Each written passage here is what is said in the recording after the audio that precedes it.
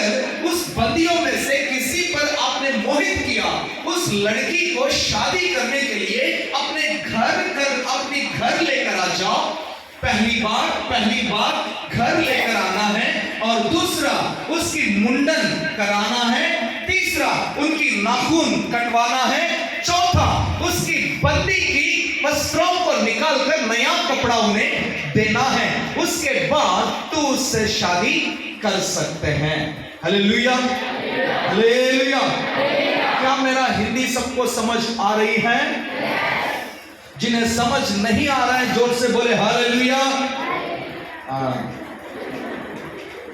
तो उसके लिए मैं कुछ नहीं कर सकता हूं, क्योंकि 2012 में पहली बार मैंने दिल्ली गया था प्रभु की सेवकाई में। उससे पहले मैं चाहता था कि आंध्र प्रदेश में ही अपनी सेवकाई में कर लूं।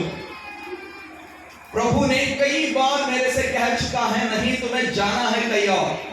मैंने कहा नहीं, मैं अपनी यहीं पर ही शुरू कर लूंगा। अगर कहीं जाऊंगा तो वहां मुझे देखभाल कौन करेगा मेरा? तो इसलिए मैं अपनी प्रजा के बीच में ही सेवकाई करूंगा।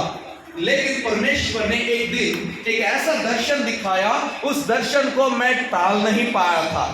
दर्शन यह था कि एक बड़ा पहाड़ थी और पहाड़ की बुनियाद से पानी ऊपर के तरफ चढ़ रहा था। वैसे तो पानी ऊपर से नीचे बहना चाहिए, है ना?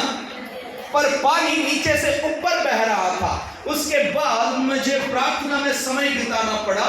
समय बिताते समय, उस समय में परमेश्वर ने मुझसे बातचीत किया है कि जिस तरह इस मूसा मिस्र देश में वापस गया था, वैसे ही तुम्हें मिस्र देश में जाना होगा। तो इस प्रकार की वचन को और इस प्रकार की दर्शन को लेकर के परमेश्वर के